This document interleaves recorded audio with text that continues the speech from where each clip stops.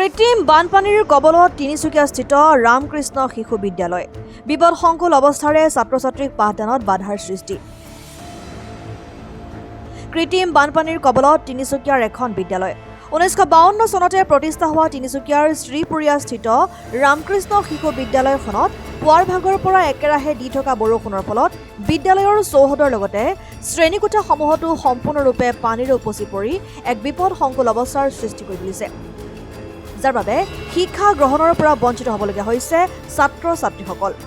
বিদ্যালয়ৰ কৰ্তৃপক্ষই জানিবলৈ দিয়া অনুসৰি বিগত কেইবাবছৰো ধৰি এই বিদ্যালয়খনে এনেদৰে কৃত্ৰিম বানপানীৰ কবলত পৰি আহিছে।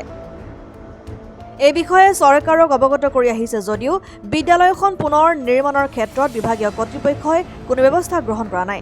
বছৰি এইদৰে কৃত্ৰিম বানপানীৰ বাবে ছাত্ৰ-ছাত্ৰীসকলক পাঠদান কৰিবলৈ নোৱাৰাৰ ফলত ছাত্ৰ-ছাত্ৰীসকলৰ শিক্ষাৰ দিশতো বহুতো ক্ষতিসাধন হোৱা পৰিলক্ষিত হৈছে।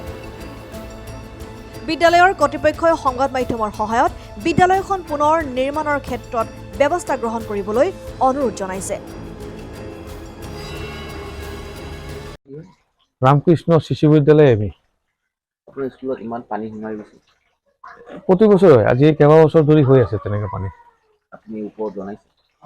জনাইছোঁ। তাৰপিছত আমি ফটো চটো দি থাকোঁ গ্ৰুপত, আমাৰ হোৱাটছএপ গ্ৰুপ আছে। গুৰুত্ব নাই দিয়া এতিয়ালৈকে। না আমাৰ ফাণ্ড লাগে, আৰু ফাণ্ড যদি পাওঁ আমি এক্সেছ তেনেহ'লে কৰিব পাৰোঁ কামখিনি। ইমান সৰু বাচ্চাকেইটা পানীত সোমাই স্কুলত আহে, ইমান অসুবিধা পায়, কি কৰিব লাগে? এতিয়া বেছি পানী হ'লে আমি আৰু বাচ্চাকেইটাক এৰি দিবলগীয়া হয়, আৰু ক্লাছ মিছ হয়, মানে ক্লাছটো অলপ লছ হয়, পাঠদান অলপ ব্যাহত হয়। ইয়াৰ কাৰণে চৰকাৰক আপুনি কি জনাব? এনেই অফিচত জনাইছোঁ।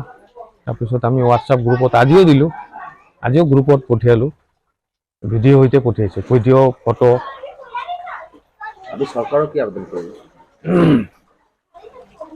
তাৰমানে আমাৰ যিটো চৰকাৰী গ্ৰেণ্ট আহে, কেতিয়াবা আমি এবছৰৰ কাৰণে 25,000 টকা পাওঁ। এবছৰৰ কাৰণে আমি 25,000 টকা পাওঁ। 25,000 টকাত একো নহয়।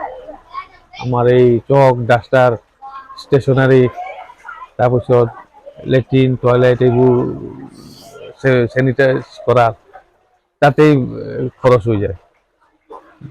তথাপি মাজে সময়ে আমি কিছুমান মাটি পেলাইছিলোঁ ইয়াত, কিন্তু লাভ নহয়। আচলতে কথা হ'ল 1952 চনৰ স্কুল এইটো। তো এইটো ৰাস্তাটো আগত ডাউন আছিলে, এতিয়া ৰাস্তাটো ওখ হৈ গ'ল, তাৰ কাৰণে পানী ইয়াত সোমাই যায়। এতিয়া আমাৰ এই বিল্ডিং অৰ্থাৎ আমাৰ এই ফ্ল'ৰটো আছে যে, ফ্ল'ৰটো ওখ কৰিব লাগিব 1.5-2 ফুট মান। তাৰ কাৰণে যথেষ্ট টকা লাগে। স্কুলৰ আজি যে বাচ্চাকেইটা যে ক্লাছ মিছ হৈ আছে, তেখেতৰ কিমান ক্ষতি হ'ব? ক্ষতিটো অলপ হয়, সেইটোতো আৰু মিছাকৈ ক'বলৈ একো নাই। এই পানীৰ কাৰণে যদি কোনোবা বাচ্ছা আমাৰ জ্বৰ হৈ যায় বা কিবা হৈ যায় যদি, তেনেহ'লে ইয়াৰ দায়িত্বটো কোনে ল'ব? এতিয়া এনেতো আমি চাই থাকোঁ, আৰু বাচ্চাকেইটা যাতে পানীত নপৰে, পানী বেছিকৈ নকৰে, তাত দৌৰ ভাগ নকৰে। তথাপি আৰু চাইছোঁ কি কৰা যায়, চৰকাৰে কিবা এটা ব্যৱস্থা ল'ব বুলি আশা ৰাখিছোঁ। চৰকাৰৰ ওচৰত আমি অনুৰোধ কৰিছোঁ, আমাৰ স্কুলটো আমি নিউজ চেনেলেদি আমি দেখাই আছোঁ, সেইটো চাওক চৰকাৰে কিবা এটা ব্যৱস্থা কৰক। তাৰ কাৰণে আমি চৰকাৰৰ ওচৰত অনুৰোধ জনালোঁ। আপোনাৰ আজি স্কুলৰ আপোনাৰ ক্লাছটো আপোনাৰ কৰিব নোৱাৰিছে? ক্লাছ কৰিব পৰা নাই, একদম চব নামিলে ভৰিত পানী হৈ আছে, এনেকৈ কৰিম আজি। কিমান বছৰৰ পৰা হৈ আছে? এইটোতো প্ৰতি বছৰ এনেকুৱা হৈ আছে, 5 বছৰ নিচিনা হৈছে। এইটো ইয়াৰ কাৰণে যে আপোনাৰ ষ্টুডেণ্টকেইটা যে ক্লাছ কৰিব নোৱাৰিছে, কিমান ক্ষতি হৈ আছে? ক্ষতিটো বহুত ক্ষতি হৈ আছে, কিন্তু আমাৰো উপায় নাই, আমি কি কৰিম? চৰকাৰক কি আবেদন কৰিব? চৰকাৰে কৈছে আমাৰ এইটো বনাই দিয়ক, অলপ নালাটো ক্লিয়াৰ কৰি দিয়ক, আৰু এইটো অলপ ফাণ্ড অলপ দিয়ে, সেইটো কাৰণে অনুৰোধ জনাইছোঁ। আপোনাৰ স্কুলৰ নাম? ৰামকৃষ্ণ শিশু এম ই স্কুল। আপোনাৰ নাম? কল্যাণ মণ্ডল। স্কুলত কি হয়? মই এছিষ্টেণ্ট টিচাৰ হয়।